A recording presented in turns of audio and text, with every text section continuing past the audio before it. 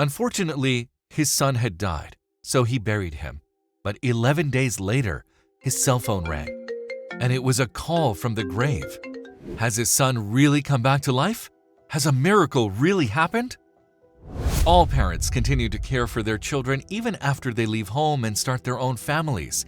But this work was doubled for our protagonist today, because his son had difficulties that other people would be unable to understand.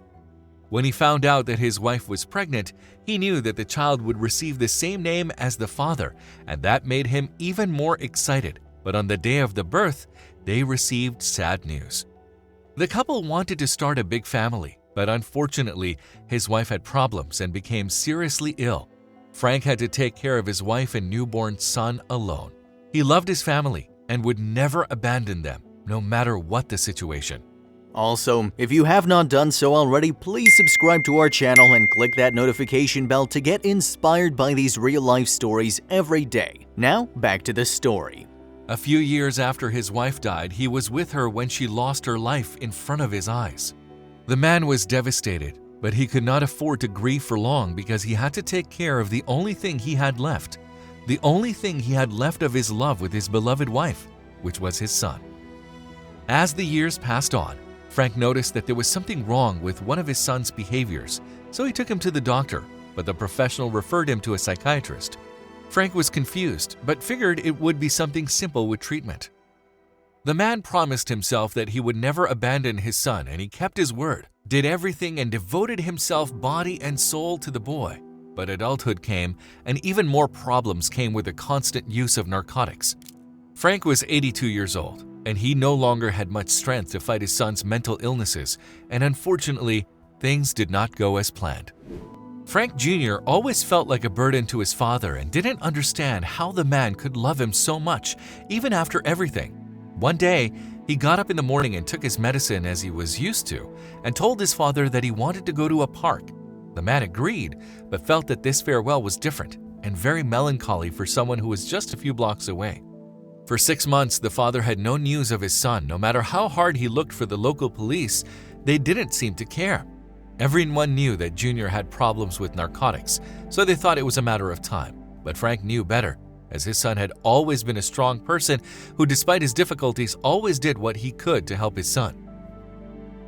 The old man's efforts were unfortunately equal because Junior was surely living on the street somewhere in the city and had no intention of returning home. One day, he woke up with a bad feeling. The man had no idea what was going on, but he felt in his heart that this day would not be good, and he was right. A few hours later, the old man received a call that left him very upset. The man on the other end of the line said that his son had been found dead on a random street in town.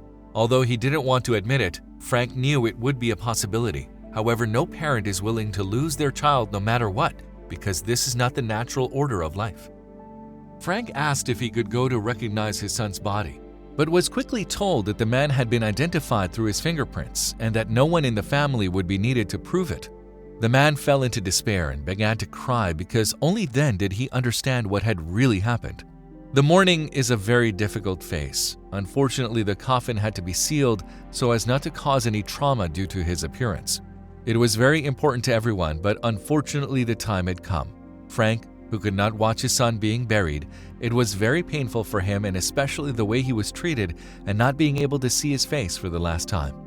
Frank hardly knew, but this story was not near the end. The man returned home alone. He had never felt so sad. He had even run out of strength to cry.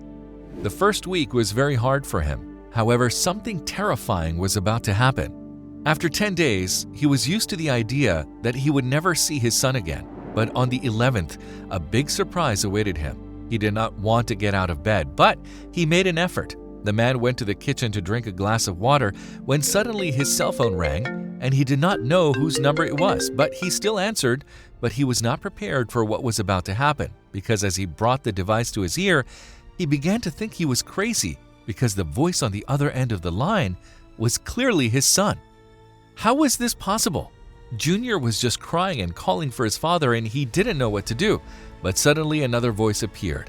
He was a friend of the family who was walking quietly down the street when he ran into a homeless man who soon discovered that he was Junior, Frank's missing son.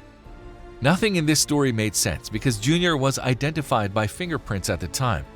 This was the least of it. The meeting of the two was very emotional, and Junior promised never to run away from home. After they were reunited and were sure it was the same man in question, they went straight to the police station. The investigations took a while, but it was discovered that they lied about the fingerprints just to rush everything. The body that matched the descriptions of Junior, the man who was mourned and buried by the family, was actually from another state, and they had to open his grave. The coroner's office made a public speech apologizing for what happened and saying they were sorry for any emotional trauma caused, but the words were not enough to right the wrong. The secretary and the coroner were convicted, while the owner of the place paid a large settlement to all involved, and with that money, Frank was able to receive better treatment for his son, who changed for the better and finally took the right direction. Every life is important, even for those who seem to have nothing, and this should be respected, because even though Junior has been living on the streets for a few months, he had a very loving father who never gave up. If you liked the video, please give it a thumbs up and consider sharing it with someone who may find it interesting. Thanks for watching, and I'll see you in the next video.